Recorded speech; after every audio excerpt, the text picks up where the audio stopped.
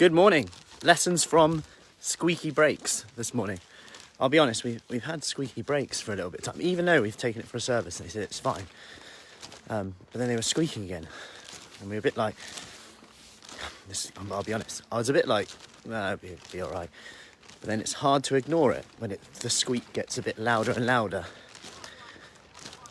And it's just a reminder that you can ignore something for so long. You can ignore something for so long before it gets squeaky bum time, actually. Squeaky bum time. And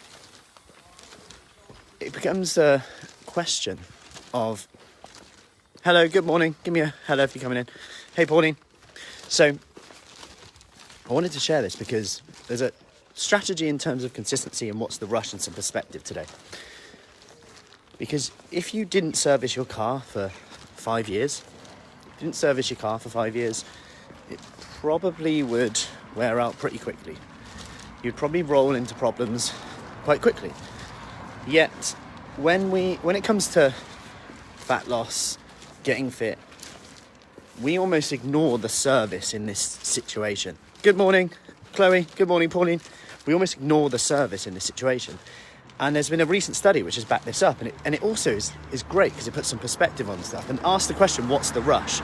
Because sometimes when I speak to people about weight loss plateaus, like I said yesterday, we often say that, we get into weight loss plateaus before asking, but how much are you actually losing? Because sometimes they're like, I only lost about a pound this week, pound that week, but they're finding it easy.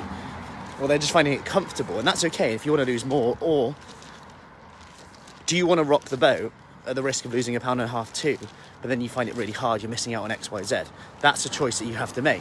But anyway, so this study, what they did is they give people kind of slight restriction with their calories, like nothing crazy, but they make better choices, more nutrient dense foods, whole foods, for a period of time, so 8 weeks.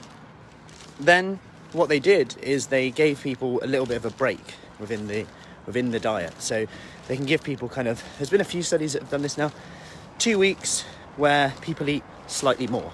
And what I love about this is it kind of replicates real life to an extent anyway, because you could arguably do this within a week as well.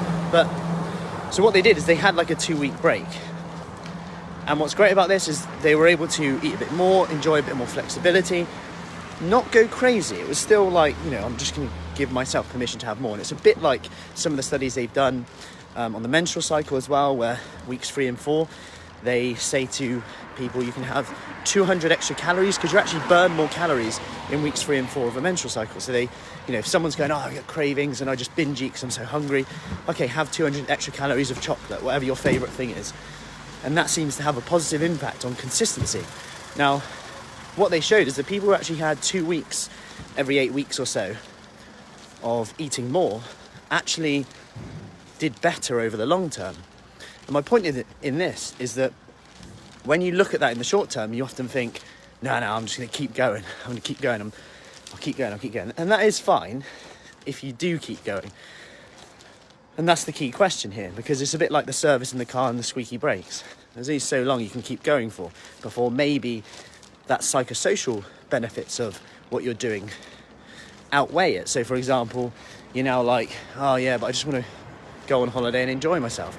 Well, wouldn't that be great if you can tie that in with whenever that is? Okay, whether it's 1 week away, 2 weeks away, the key thing is, again, getting started and knowing that by going on holiday, that's not going to completely offset your whole thing, and we get worried about it sometimes, whether it's meals out. I can't start because there's a meal out. If you can't start because there's a meal out, a holiday, whatever you're starting probably needs to be tweaked, because it's not going to be realistic, really. And yeah, we can do things that are a bit more extreme from time to time, and they have their scientific place as well, as long as you're coached through it and you know how to get out of that, because it's definitely not sustainable long term, but short bouts of it are.